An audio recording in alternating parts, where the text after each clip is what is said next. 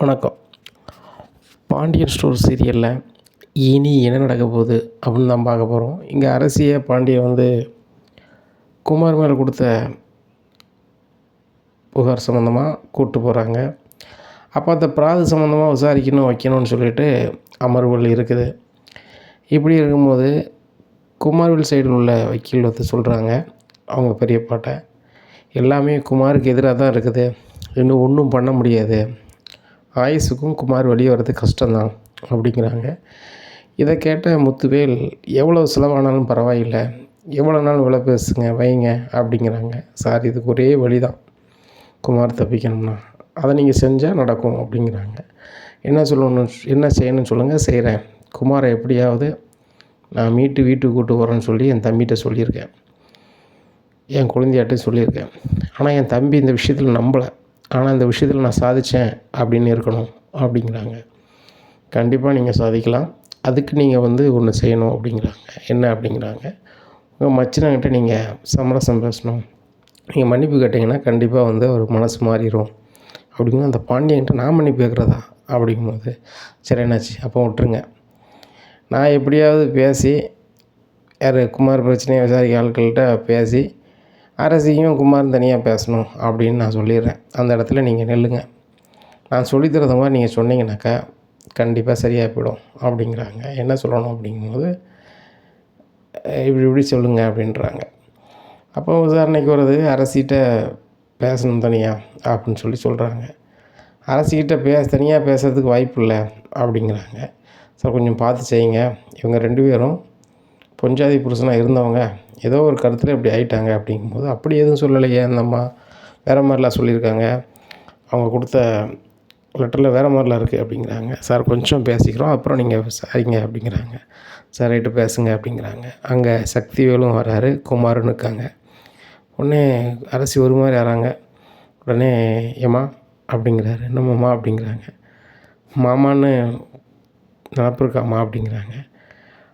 நீங்கள் எங்கள் மாமா தானே, எங்கள் அம்மா கூட பிறந்தவங்க, எங்கள் அம்மா உங்கள் மேலே ரொம்பவே பாசம் வச்சுருக்காங்க, நாங்கள் உங்கள்கிட்ட பேசாட்டிலும் கூட தூரத்துலேருந்து எங்களுக்கு உங்கள் மேலே கொஞ்சம் மரியாதை இருக்கும்.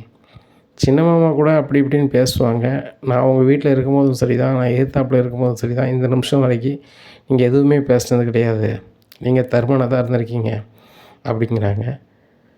ஏம்மா அங்கே பாரு, எனக்கு 2 பிள்ளைன்னு நினச்சிக்கிட்டு இருந்தேன், ஒன்று உங்கள் வீட்டுக்கு போனதுனால எனக்கு இல்லாமல் போச்சு, இப்போ இருக்கிறது குமார் மட்டும்தான், இப்போ குமாரும் வெளியே வரமாட்டான் அப்படின்னு சொல்கிறாங்க. நீ மனசு வச்சா மட்டும்தான்மா நடக்கும் அப்படிங்கும்போது, இல்லைங்க எங்கள் அப்பா ரொம்ப நம்புகிறார் என்ன, எங்கள் அப்பாவுக்கு நான் கல்யாண விஷயத்துலேயும் சந்தோஷத்தை கொடுக்கல, எங்கள் அப்பா சொல்ல கேட்கல வைக்கலன்னு சொல்லி, இப்படி இருக்கும்போது நான் இப்போ என்ன பண்ண முடியும், எங்கள் அப்பா நடந்தது யார் தப்பு செஞ்சாங்களோ அவங்க அதுக்குள்ளே இதை அனுபவிக்கணுமா அப்படின்னு சொல்லிட்டாரு. அதனால தான் எங்கள் அம்மாவோட வந்தேன்.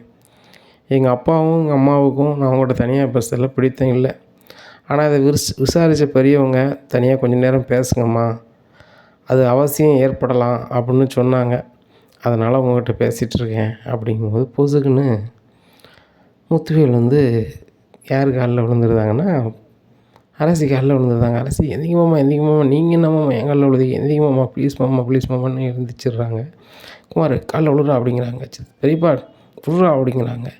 ஏம்மா என் பையன் பண்ணதுக்கு அவன் காலில் விழுந்துட்டான், என் அப்பாங்கிற முறையில் நான் விழுந்துட்டேன், உங்கள் சின்ன மாமனுக்கும் சேர்த்து எங்களை மன்னிச்சிருமா, உங்கள் அப்பா பண்ணதால் எங்களை தாங்கிக்கவே முடியல, எங்கள் தங்கச்சி கோமதியை ரொம்ப செல்லமாக வளர்த்தோம், உங்கள் அப்பா எங்ககிட்டே வேலையை பார்த்து என் தங்கச்சியை காதல் கல்யாணம் பண்ணதை என்னால் சுத்தமாக ஏற்றுக்கல முடியல, அதனால தான் இப்படியே தவிர்த்து வேறு ஒன்றும் கிடையாது, மாமாவுக்காக தயவு செய்து நீ கொடுத்த பிராதை திருப்பி வாங்கிடணுமா அப்படிங்கிறாங்க.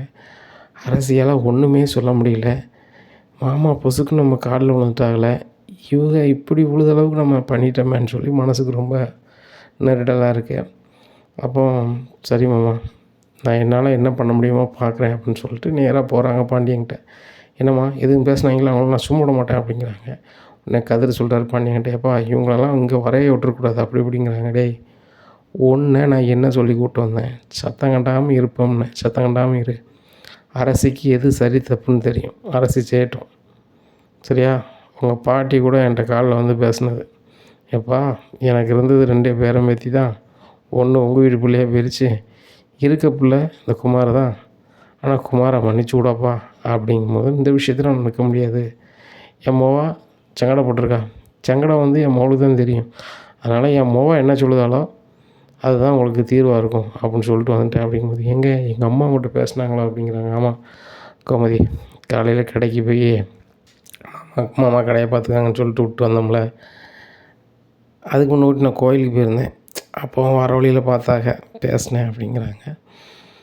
சரி அரசி, கொஞ்சம் நேரத்தில் நீ கூப்பிட்ருவாங்க அப்படிங்கிறாங்க கதிர். உடனே எல்லோரும் விசாரிக்க தயாராகிடுறாங்க, எல்லோரும் வரிசையில் போகிறாங்க. அப்போ குமாரவேல் குமாரவேல் குமாரவேல்னு 3 வாட்டி கூப்பிடுவாங்க. அப்போ குமாரவேல் வந்துடுறாரு. அரசி அரசி அரசி அப்படிங்கிறாங்க. அரசி வந்துடுறாங்க. ஏம்மா இந்த ஆள் மேலே நீ பிராது கொடுத்துருக்க, இதில் இருக்கிறதெல்லாம் நடந்துச்சா நடக்கலையா அதை சொல்லுமா அப்படிங்கிறாங்க. உடனே பாண்டியன் இங்கேருந்து பார்த்துக்கிட்டு சொல்லுமா சொல்லு அப்படிங்கிறாங்க. உடனே கூட வந்தவங்க அமைதியாக இருங்க அப்படிங்கிறாங்க விசாரிக்கிறவங்க. அப்போ வந்துட்டு என்னம்மா நடந்துச்சு அப்படிங்கும்போது ரொம்ப நேரமாக அமைதியாக இருக்காங்க. ஏம்மா சீக்கிரம் சொல்லுங்கள் என்ன தான் நடந்துச்சு அப்படின்னு சொல்லிட்டு. குமார் ரொம்பவே பயந்து போயிருக்காரு. அரசி சொல்லிட்டா அப்படின்னா நம்ம உள்ள தான், இனிமேல் போட்டு அவ்வளோதான் அப்படிங்கும்போது, அரசி நான் அந்த கொடுத்த பேப்பரை திருப்பி வாங்கிக்கிறேன், எனக்கு அவங்கள கஷ்டப்படுத்து எனக்கு விருப்பம் இல்லை அப்படின்னு சொன்னோடனே மேலே இருக்கவங்க எல்லாருமே முழிக்காங்க. என்னம்மா நீ மட்டும் கரெக்டாக சொன்னால் அந்த பையன் உள்ளே போயிடுவான், வெளியே வரமுண்டான், உனக்கு எந்த பிரச்சனையும் கிடையாதும்மா, வேறு எதுவும் தனியாக கூப்பிட்டு பேசுனீங்களா எதுவும் சொன்னாங்களா அப்படிங்கிறாங்க.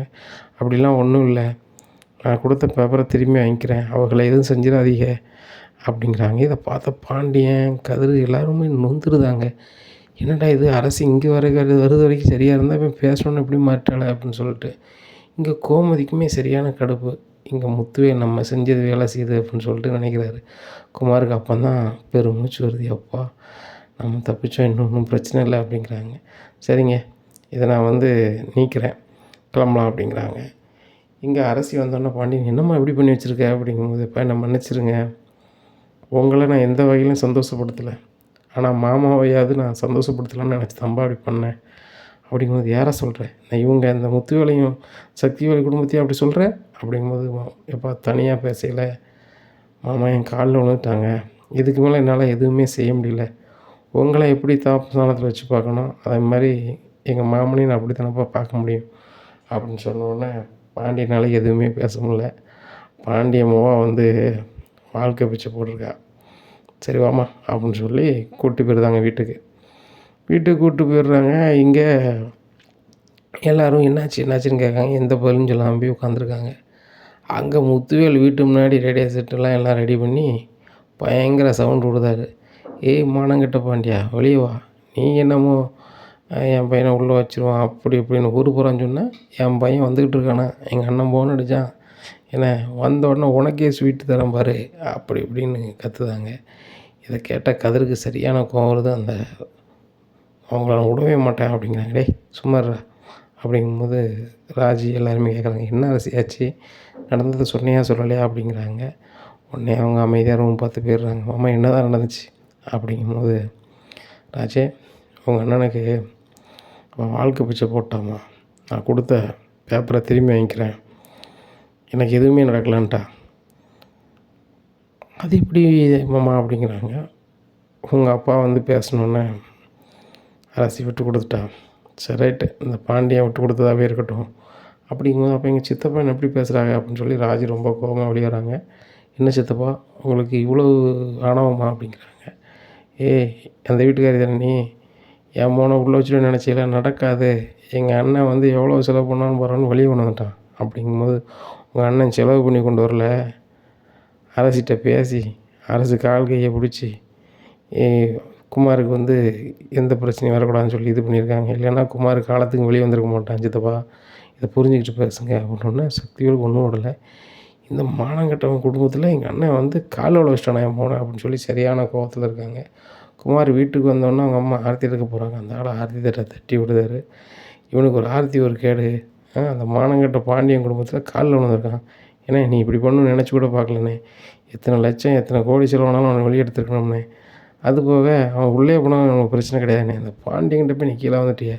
நீ வந்து உன் சம்மந்திட்டு என்னை தோக்கணும் பண்ணிட்டல. இன்னும் நீனும் நானும் சம்மந்தமே கிடையாது. ஏ குமார், கிளம்புங்க நீங்கள் அப்படிங்கிறாங்க. உடனே வடுவு, தம்பி எப்படிலாம் நீங்கள் பேசாதீங்க, என் வீட்டுக்கார் எவ்வளோ கஷ்டப்பட்டு வெளில கொண்டு வந்திருக்காரு அப்படிங்கிறாங்க. ஓ, உங்கள் வீட்டுக்கார் ரொம்ப கஷ்டப்பட்டு முன்னே கொண்டு வந்திருக்காரு. வெளில கொண்டு வந்து காலத்துக்கு என்னையும் மோனையும் அசிங்கப்படுத்துறது தம்பி, நாங்கள் கிளம்புறோம் அப்படின்னு சொல்லிட்டு சொல்லியும் கேட்காம சக்திவேல் கிளம்புறாரு குடும்பத்தோட. இனி என்ன நடக்கும் அப்படிங்கிறத பொறுத்து